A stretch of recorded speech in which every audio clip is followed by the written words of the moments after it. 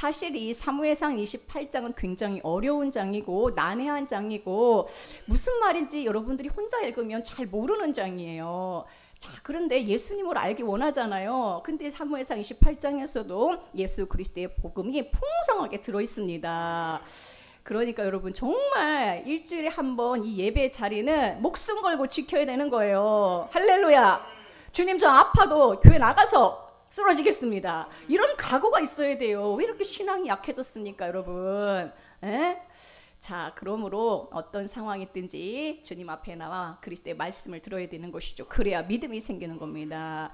성도들에게 가장 불행한 게 뭐냐면 믿음이 없는 거예요. 20년, 30년, 50년 다녔어. 근데 믿음이 없어. 믿음이 어린아이 같아. 저 사람 보면은 믿음이 너무 없어. 그러면 저도 실망스러운데 우리 주님은 얼마나 실망스럽겠어요. 여러분들이 1년밖에 안 된 어린아이지만은 더 큰 믿음을 갖기를 소원하세요. 제가 50년 동안 주님을 모르고 살았습니다. 그러나 저는 여기에 앉아있는 어떤 누구보다 더 큰 믿음 갖기를 원합니다. 이게 저의 소원입니다. 여러분 날마다 그렇게 기도하세요. 에? 주님이 그런 기도 응답하실까 안 하실까요? 할렐루야.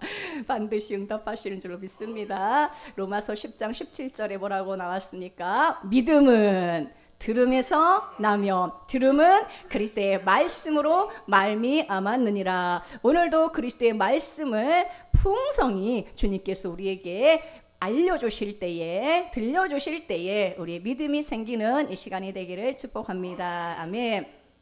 오늘 본문 말씀 3절에 보면 이제 오늘 이제 28장은 어떤 내용이냐면요. 사무엘상 28장은 어떤 내용인가요? 여러분 지금 우리가 사무엘상을 계속해서 함께 은혜를 나누고 있잖아요. 근데 이제 28장까지 왔습니다. 사무엘상은 31장까지 있습니다. 그 중에 28장까지 왔어요.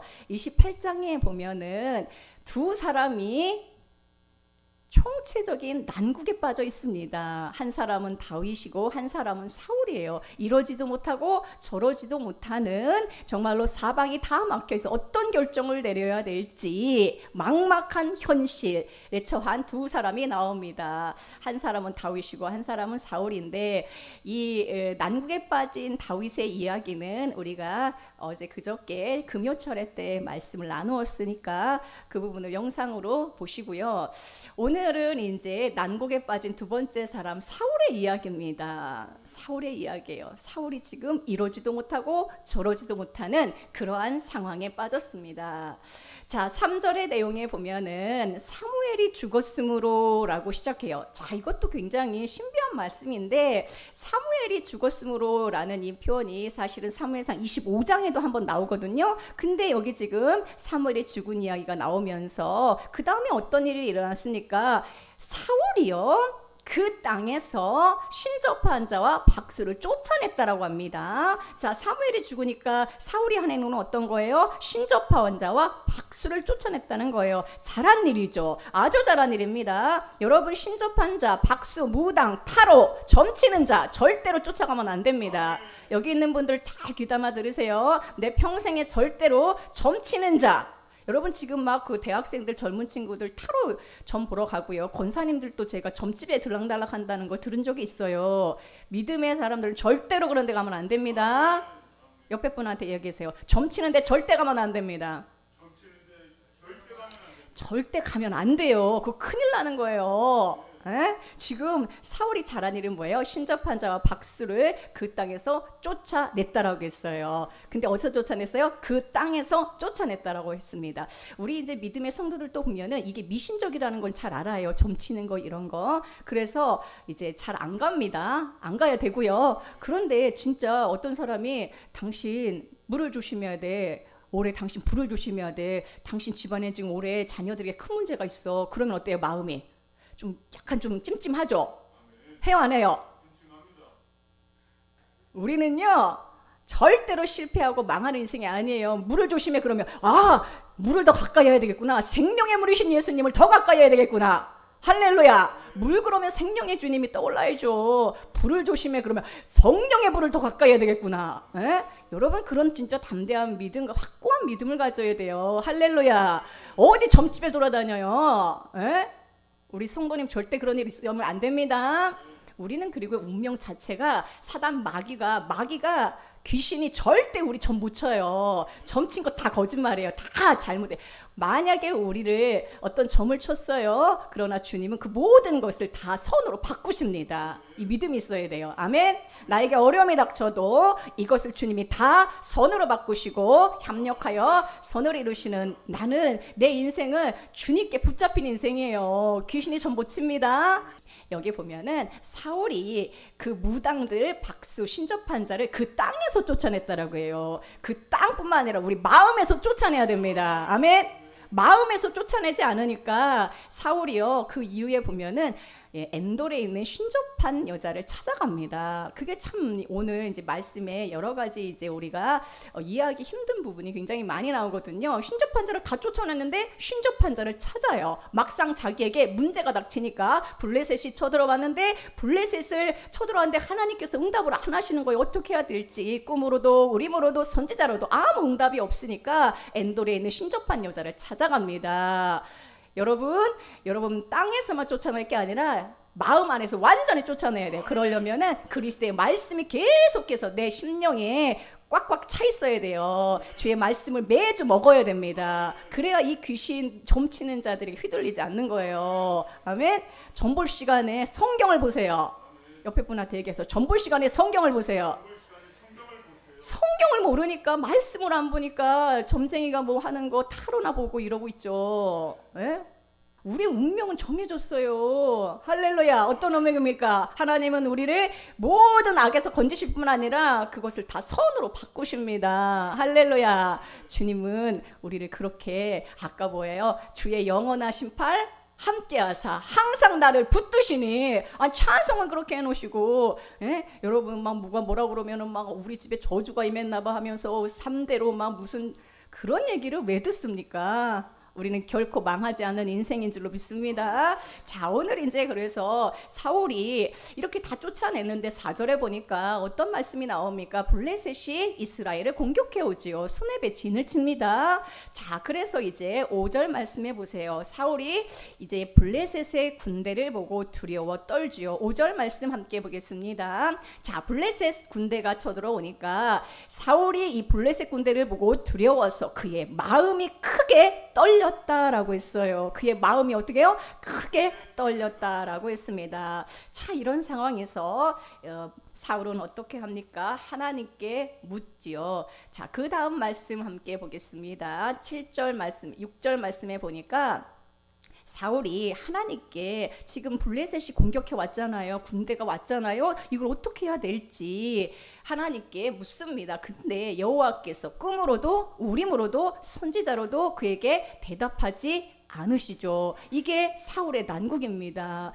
블레셋이 공격해 와서 싸워야 되는데 싸울 힘은 없고 용기도 없고 분명히 질 것 같고, 하나님은 아무 응답도 대답도 주지 않으시고 내가 어떻게 해야 될지 지금 난국에 빠져있는 현실을 보게 됩니다. 사실 이전에 계속해서 보면은 사무엘상 쭉 보면요, 계속해서 블레셋과 이스라엘이 전쟁을 하잖아요. 사무엘상 17장에 보면은 아주 우주적인 시대적인 그 전쟁이 있잖아요. 블레셋과 이스라엘의 전쟁, 다윗과 골리앗의 전쟁이 나오죠.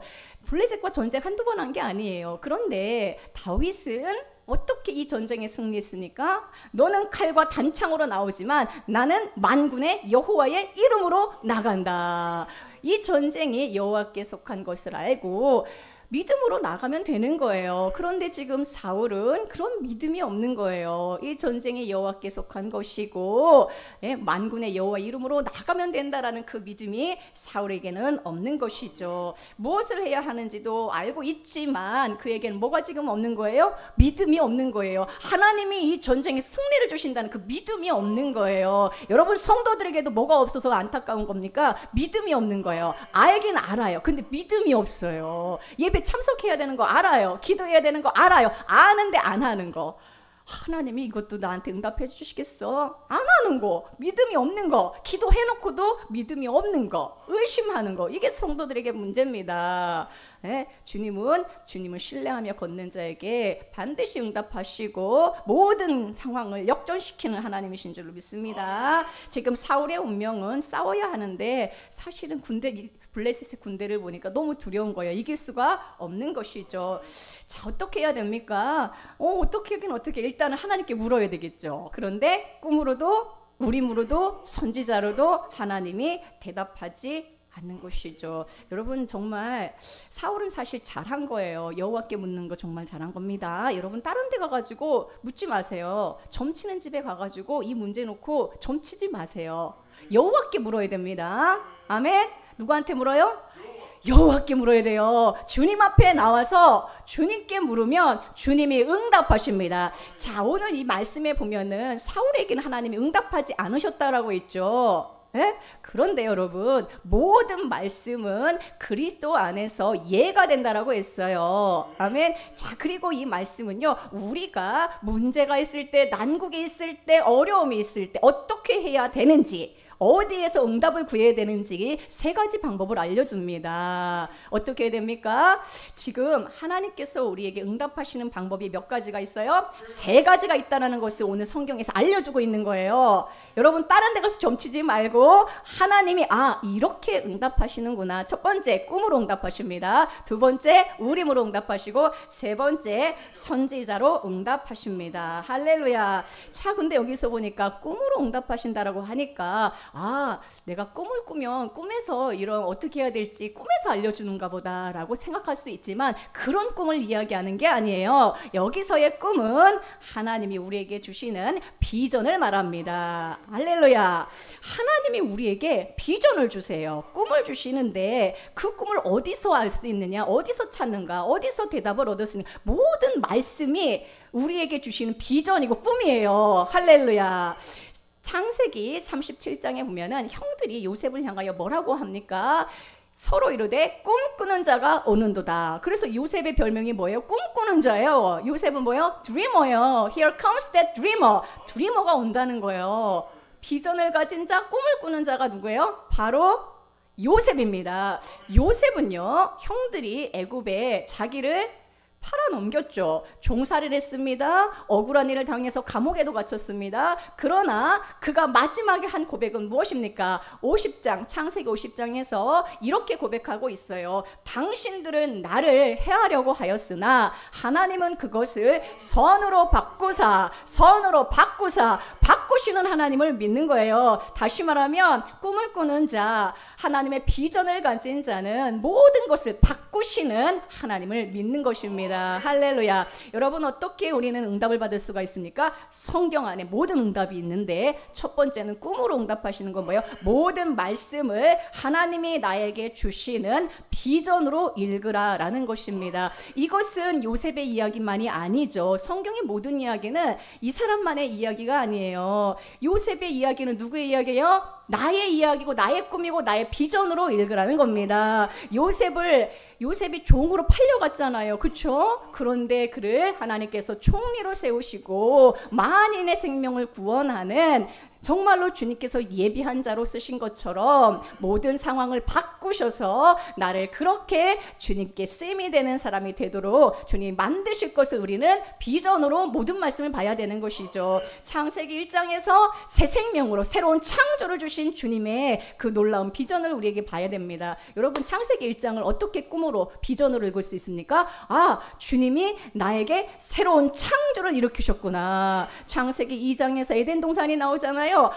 하나님이 나에게 에덴 동산을 주시겠구나. 창세기 3장에서 범죄한 인간들에게 심판을 내리신 것 같지만 그 후손을 통해서 새로운 역사를 주님이 하시겠다고 하잖아요. 나는 실패했으나 나의 자녀들 통하여 주님이 새로운 일을 행하시겠구나. 계속해서 이 모든 말씀을 하나님이 나에게 준 비전으로 봐야 됩니다. 그러므로 여러분, 말씀 앞에 나와서 말씀을 들을 때 오늘 나에게 주님이 주시는 비전이 무엇인가? 그걸 붙잡아야 돼요. 맨날 듣는 똑같은 말씀으로 흘려보내면 안 됩니다. 오늘 나에게 주시는 비전이 무엇인가? 하나님이 예수 그리스도가 내 안에서 어떤 역사를 이루시기 원하시는가? 그 말씀을 반드시 여러분들은 받아야 되는 것이죠. 두 번째는 우림으로 성경을 읽는다는 것은 무엇입니까? 여러분, 우림은 무엇입니까?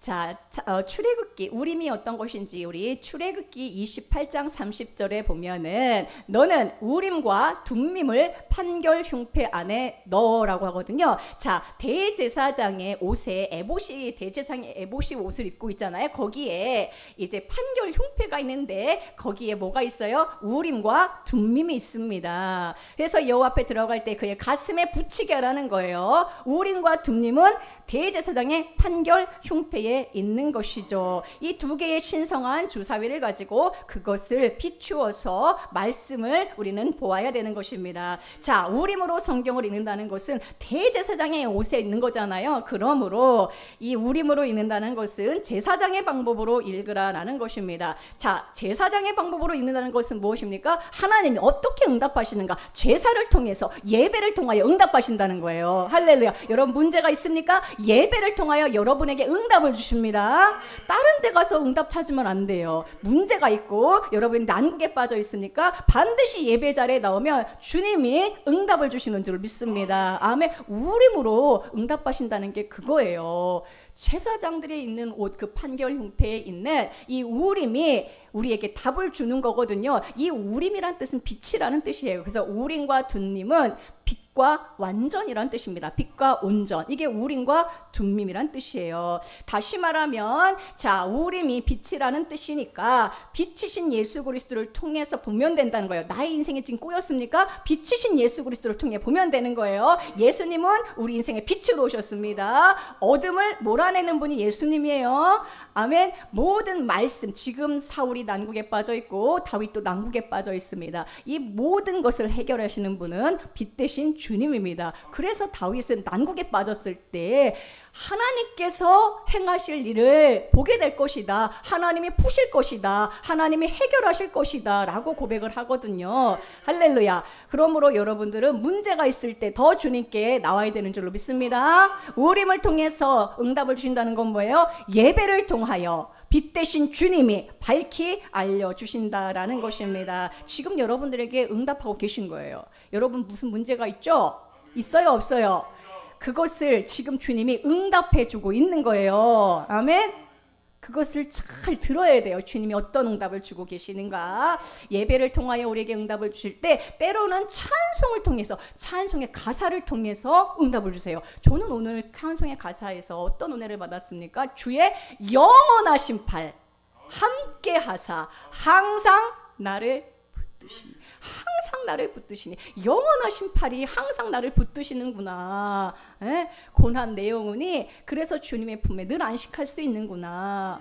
붙드시는데 언제는 붙드시고 언제는 놓으시고 아니라 어때요? 항상 붙드시네. 그러니까 예배 드릴 때 찬송을 통해서 여러분 응답을 주실 때가 있고요. 제가 좀 공고할 때 오늘 이게 정말 은혜가 됐던 거거든요. 또한 여러분 뭡니까? 말씀을 들을 때 주님이 응답하시는 방법 3가지. 내가 다른 사람에게 이 문제를 털어놓기보다는 주님께 나와야 되는구나. 말씀 가운데 비전을 보고, 두 번째는 주님께서 오늘 빛 대신 말씀으로 통해서 예배 가운데 나에게 응답해 주신다는 것을 우리는 보아야 되는 것입니다. 할렐루야. 때로는 이제 성도들 간의 교제 가운데서도 우리에게 응답을 주시거든요. 그럼 교회 나와야죠. 집에서 혼자 예배 드리면서 무슨 성도와 교제를 합니까? 할렐루야. 자, 3번째는 선지자로 응답하십니다. 자, 우리가 문제가 있을 때 하나님 어떻게 응답하세요? 선지자로 응답하십니다. 선지자는 누굽니까? 예수 그리스도가 선지자이시고 예수 그리스도가 사용하시는 주님의 이제 사역자들이 또한 선지자인 것이죠. 자, 신명기 18장 15절에 보면은 내 하나님 여호와께서 너희 가운데 너희 가운데 내 형제 중에서 너를 위하여 나와 같은 선지자 하나를 일으키리니 너희는 그의 말을 들을지어다. 여기서 선지자는 누굽니까? 바로 우리 주 예수 그리스도이신 것이죠. 선지자를 일으키는데 그 선지자의 말을 들으라는 거예요. 할렐루야. 여러분들은 주님의 음성을 듣기를 축복합니다. 자, 그래서 여러분 이것은 주님이 오셔서 깨닫게 해주셔야 돼요. 주님이 오셔서 알려주셔야 돼요. 우리가 이제 말씀을 통해서 여러분 응답이 여기에 있거든요. 그럼 어떻게 응답하냐? 선지자가 알려주는 거예요. 근데 이사야 6장 말씀에 보면은요, 이런 말씀이 있어요. 굉장히 좀 이상한 말씀이기도 하는데, 너희가 듣기는 들어도 깨닫지 못할 것이고 보기는 보아도 알지 못하리라. 이거 우리 얘기 같죠? 듣기는 들어도 무슨 얘기인지 모르고 보기는 봐도 뭔 얘기인지 모르겠어. 사실 이게 사무엘상 28장이 그렇거든요. 말씀이 정말 이렇게 어려워요. 무슨 말인지를 모르겠어요. 또 듣기는 들어도 깨닫지 못할 것이고 보기는 보아도 알지 못하리라는 예언까지 되어 있어요. 그러니까 우리 스스로는 절대 깨달을 수 없다는 거예요. 율법사가 예수님을 앞에 놓고 뭐라고 질문합니까? 내가 어떻게 하여야 영생을 얻으리까? 예수님께 나와 질문합니다. 여러분, 율법사는 절대 하나님의 말씀을 깨달을 수가 없어요. 듣기는 들어도 알지 못하고 깨닫지 못합니다. 영원한 생명이 눈앞에 있죠. 네. 영원한 생명이 눈앞에 있습니다. 그분이 밝혀주셔야, 그분이 알려주셔야 알게 되는 것입니다. 그러므로 우리가 주님께서 응답을 해주시는 방법 중에 하나가 선지자를 통하여 우리에게 응답을 주시는데, 영원한 생명이신 주님이 우리에게 참 생명으로 오셔서 내 안에 계신 그리스도가 깨닫게 해주시는 거예요. 여러분들은 진짜 예수 그리스도를 더 사랑하며 알아가며 예수 그리스도가 이 모든 성경의 주인공이시고 이 모든 성경은 예수 그리스도 그 생명 되신 주님에 관한 이야기라는 것을 알고 주님을 얻고 먹기를 원하면 주님이 밝히 응답하시고 알게 해주시는 줄로 믿습니다. 아멘. 자, 그래서 이제 예수 그리스도가 알려주실 뿐만 아니라 오늘 이제 사역자로 부르신 말씀의 서기관들을 통해서 주님께서 말씀해 주십니다. 아멘. 그러므로 이제 여러분 보세요. 주님께 예배에 나와야 되겠죠. 예배에 나와서 비전을 발견하고 이 말씀을 통해서 주님의 응답이 있고요. 그리고 하나님의 대리자인 말씀을 전하는 자들을 통해서 주님께서 반드시 응답을 주십니다. 점치는 데에 찾아가지 마시고 말씀 가운데 주님이 응답하실 걸 기대하고 이 자리에 앉아 있어야 됩니다. 할렐루야. 자, 그래서 사무엘상 28장도 세 가지 방식으로 꿈과 또 우림과 또한 선지자의 말씀으로 우리가 읽어야 되는 것입니다. 사실은 이제 이 28장에 응답을 안 하니까 엔돌의 무당을 찾아가고 엔돌에 있는 신접한 자를 찾아가거든요. 거기서 죽은 사무엘을 막 불러 일으킵니다. 그리고 나서 들려주는 그 대답이 뭐예요? 너도 죽고 네 자녀들도 다 죽는다는 이야기를 듣게 됩니다. 너무 무섭죠. 그러나 여러분, 정말 이 모든 말씀은 심판하는 내용 같아요. 사실은 이렇게 보면은. 그러나 이 모든 말씀 그리스도 안에서 예가 되는 말씀이에요. 그래서 고린도서 1장 20절은 우리가 성경을 푸는 열쇠 같은 말씀이에요. 고린도서 1장 20절에 뭐라고 나와 있습니까? 우리 함께 보겠습니다. 고린도서 1장 20절. 하나님의 약속이 뭡니까? 구약과 신약 이 말씀이에요. 이 말씀. 하나님의 약속, 성경은 얼마든지 그리스도 안에서 뭐가 돼요? 예가 되는 거예요. 지금 노잖아요. 심판이잖아요. 근데 그리스도 안에서 뭐가 돼요? 예가 되는 거예요. 그로 말미암아 우리는 해야 될 게 뭐예요? 아멘 하면 되는 거예요. 아멘. 하나님께 영광을 돌리게 되느니라. 아멘. 우리는 이 모든 말씀을 주님께서 빛의 말씀으로, 우리를 살리는 말씀으로 정말로 먹여주시고 응답을 주실 때에 우리는 아멘 하면 되는 거예요. 할렐루야. 진짜 놀라운 이야기가 그 뒤에 다 있는데, 자, 오늘은 우리가 이제 주 안에서 하나님께 응답을 받는 그 방법에 대하여만 집중해서 오늘 나누었습니다. 오후 예배 때 우리가 이제 그러면 우리가 이제 난국에 빠진 사울이 도대체 어떻게 해야 되는가, 그 방법이 오늘 오후에 이제 말씀에 있거든요. 엔돌로 가야 돼요. 사실은 엔돌로 가야 되고요. 죽은 사무엘을 불러 일으켜야 됩니다. 그리고 신접한 여인을 찾아가야 되고, 거기서 주님이 주시는 응답이 있거든요. 자, 이게 모든 말씀이 이상한데 이게 다 그리스도 예수 안에서는 예가 되는 말씀이고, 우리는 아멘 할 때에 엔돌로 가기를 원합니다. 엔돌은요, 엔은 시내고 돌은 세대라는 거예요. 우리 모든 세대 시냇물 대신 예수 그리스도, 그분께 찾아가야 되는 것이고, 우리는 죽은 사무엘을 불러일으킨다는 게 뭡니까? 죽음에서 다시 살아나신, 죽었다가 살아나신 분, 그분을 우리는 늘 만나야 되는 이야기예요. 할렐루야. 여러분, 어떤 문제가 있습니까? 난국이 있습니까? 어려움이 있습니까? 고민이 있습니까? 무당을 찾아가지 마시고 신접한 자 박수 찾아가지 마시고 늘 예배 자리에 나와서 주님의 응답을 여러분 구하는 여러분 되기를 축복합니다. 주님은 세 가지 방법으로 여러분에게 반드시 응답하실 것입니다. 모든 말씀을 통해서 여러분들에게 비전을 주실 것이고, 모든 말씀을 통해서 여러분 예배를 통해서 모든 말씀에서 여러분 빛으로 여러분에게 찾아갈 것입니다. 모든 악을 선으로 바꾸시는 하나님을 여러분 보게 될 것입니다. 선지자를 통하여 말씀해 주십니다. 그러므로 집에서 혼자 신앙생활하는 건 절대 안 됩니다. 말씀이 선포되는 자리에 나와야 되는 것이죠. 할렐루야. 그리고 이 자리에 선포된 모든 말씀을 여러분 아멘으로 믿고 순종해야 됩니다. 우리에게 부족한 거는 믿음이 부족하고 또 하나는 순종이 부족해요. 여기 순종 제일 잘하는 사람 한 분 있거든요. 그분처럼 순종을 잘해야 됩니다. 순종. 옆에 분하고 인사합시다. 순종을 잘합시다. 제가 뭐라고 했어요? 예배 절대 빠지지 말라고 그랬죠. 요거부터 순종하시고, 두 번째 무당들, 박수, 술객들, 점치는 데 타로 절대로 가면 안 됩니다. 요거 순종하세요. 할렐루야.